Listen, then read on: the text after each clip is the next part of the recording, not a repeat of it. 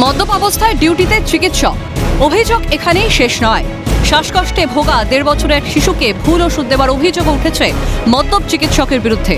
যার জেরে চিকিৎসা পরিষেবার ঘিরে বড়সড় প্রশ্ন উঠল মালদার শামসি গ্রামীণ হাসপাতালে। কান্ডারন এলাকার বাসিন্দা কানু কর্মকারের মেয়ের হঠাৎ শ্বাসকষ্ট শুরু হওয়ায় নিয়ে যাওয়া হয় শামসি হাসপাতালে। অভিযোগ, হাসপাতালের জরুরি বিভাগে কর্তব্যরত চিকিৎসক রাহুল কর্মকার নেশাগ্রস্ত অবস্থায় ছিলেন। ঠিকমতো শারীরিক পরীক্ষা না করে ভুল ওষুধ দেওয়া হয় তাকে। শ্বাসকষ্টের ওষুধের বদলে তাকে ORS দেওয়া হয় বলে অভিযোগ। পরবর্তীতে শারীরিক অবস্থার অবনতি হলে সন্দেহ ঘনীভূত হয়। বিষয়টি জানাজানি হতেই হাসপাতালে উত্তেজনা ছড়ায়। বাচ্চাটা সুস্থ হলে ডক্টর বাবু আসলেন, এসে ওকে টাচও করলেন না, জাস্ট দূর থেকে এমনি করে দিয়ে একটা ORS দিয়ে দিল।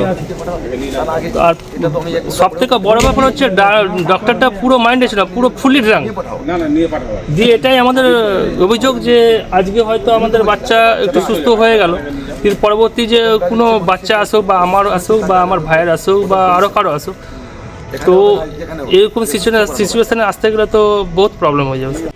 সংবাদ মাধ্যমের সামনে কোনো মন্তব্য করা থেকে বিরত ছিলেন অভিযুক্ত চিকিৎসক। আপনার প্রতি একটি বিক্ষোভ দেখাচ্ছে, কি বলবেন?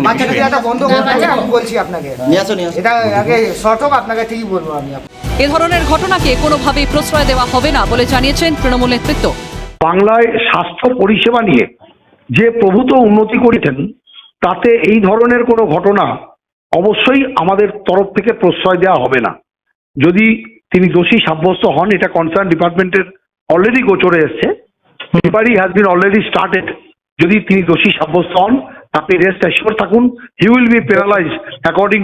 এটা পশ্চিমবঙ্গেই সম্ভব। তীব্র কটাক্ষ শাসক শিবিরকে তুলোধনা বিজেপির। বলছি, পশ্চিমবঙ্গ সরকার পাউচের ব্যবস্থা করেছে, 20 টাকায় পাউচ পাওয়া যাচ্ছে। তো আজকে স্বাস্থ্য ব্যবস্থা থেকে শিক্ষা ব্যবস্থা সব তলানিতে।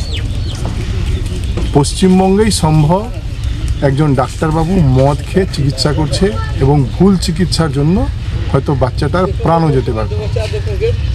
এগিয়ে বাংলা। চিকিৎসকের বিরুদ্ধে ক্ষোভ প্রকাশ করে দায়িত্বজ্ঞানহীনতার অভিযোগ তোলেন শিশুর পরিবারের সদস্যরা। পরবর্তীতে ওই শিশুটিকে চাঁচল সুপার স্পেশালিটি হাসপাতালে নিয়ে যাওয়া হয়। বর্তমানে সেখানেই শিশুটি চিকিৎসাধীন।